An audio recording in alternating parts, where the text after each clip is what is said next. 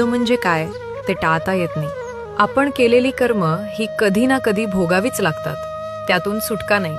म्हणूनच असं झालं नसतं तर बरं झालं असतं, असं केलं असतं तर आयुष्य बदललं असतं, हे सगळं विसरून जा.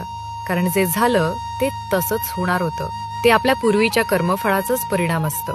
कंसाचा वध केल्यानंतर जेव्हा श्रीकृष्णाने वासुदेव देवकीची कारागृहातून सुटका केली, तेव्हा देवकी भावुक होऊन म्हणाली, कृष्णा, तू स्वतः परमेश्वर आहेस ना, तर मग तू कधीही कंसाचा वध करून आमची सुटका करू शकत होतास. मग 14 वर्ष आमचं दुःख का वाढवलंस?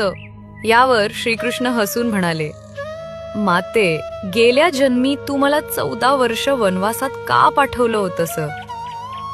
देवकी चकित झाली. ती म्हणाली, मी तुला वनवासात कधी पाठवलं? हे काय बोलतोयस?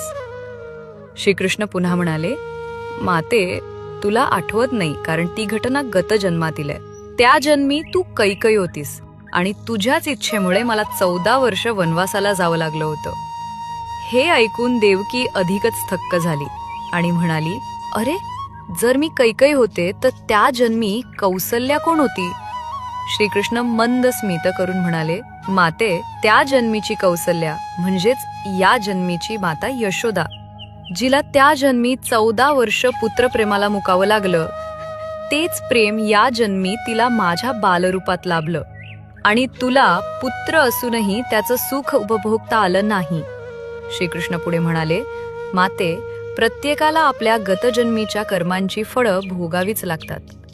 त्यातून देवदेवता देखील सुटू शकत नाहीत. मग आपण सामान्य माणसं काय? आपल्याला भोग आहे तो भोगून संपवणंच योग्य, कारण त्याशिवाय दुसरा मार्ग नाही. गतजन्मातील पाप ही भोग रूपानं समोर येतात आणि ती भोगल्याशिवाय नाहीशी होत नाहीत.